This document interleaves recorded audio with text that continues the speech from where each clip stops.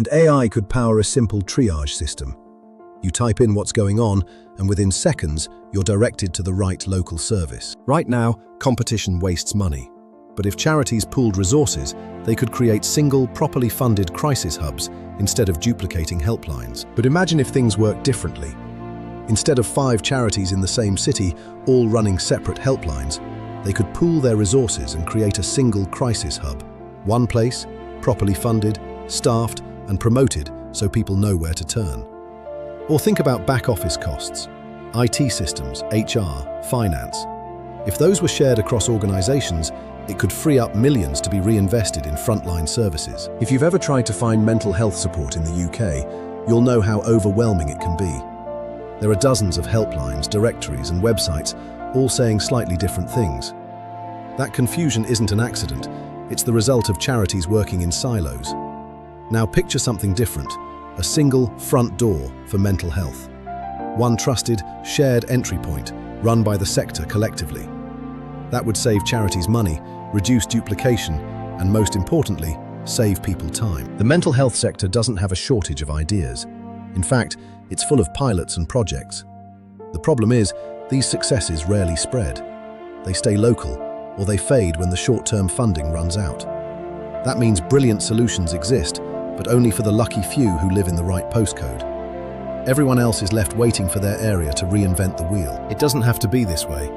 Imagine if there was a national clearinghouse where the best ideas were captured, costed, and packaged so they could be replicated anywhere. Simple playbooks could show what works and how to do it. Funders could then back 90-day replication sprints, rapid rollouts of models that are already proven. In mental health, the stakes are too high for postcode lotteries. Best practice should spread like wildfire, not trickle through slowly. Mental health doesn't affect everyone equally, and neither does access to support. Rural communities often have no local services at all. Men are less likely to seek help until they're in crisis. Minority groups frequently find that services aren't culturally relevant or welcoming.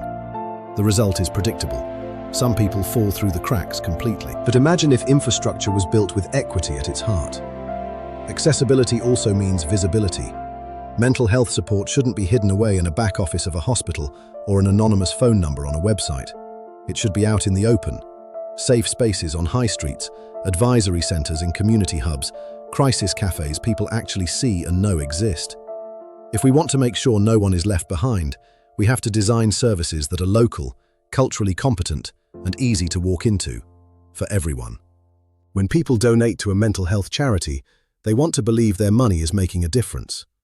But too often, the impact isn't visible.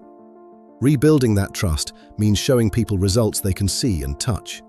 Imagine if charities published simple public dashboards. Here's how much money came in this year, here's how much went into frontline services, here's what we built. No jargon, no smoke and mirrors, just facts. One of the biggest mistakes in mental health has been designing services from the top down. Services that look good on paper, but don't work in practice. It doesn't have to be this way. Imagine if every new facility, whether it's a crisis hub, a cafe, or a specialist unit, was co-designed with people who've been there. When lived experience shapes design, services stop being white elephants.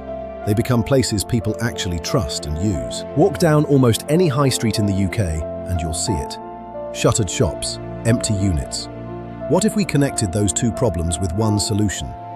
Imagine turning an empty shopfront into a crisis cafe. Bringing services onto the high street makes support visible and normal, something you can see and access without stigma. And in doing so, it breathes life back into struggling town centres. Here's the reality. The money already exists. The knowledge exists too. And of course, the need is undeniable. So what's missing? Vision, leadership, the courage to stop doing the same thing over and over and start building something different. Imagine if the sector came together around one bold goal: to create a national network of modern, fully staffed, accessible mental health facilities. Not in theory, not someday, but as a real 10-year plan. This collective vision isn't about tearing down the sector or blaming government alone. It's about recognizing that together, we already have what we need. We don't need another awareness week. We need infrastructure. We need collaboration over competition. We need leadership with the courage to build. The money is there, the knowledge is there, We have everything we need. The only question left is this: will we keep talking, or will we finally start building?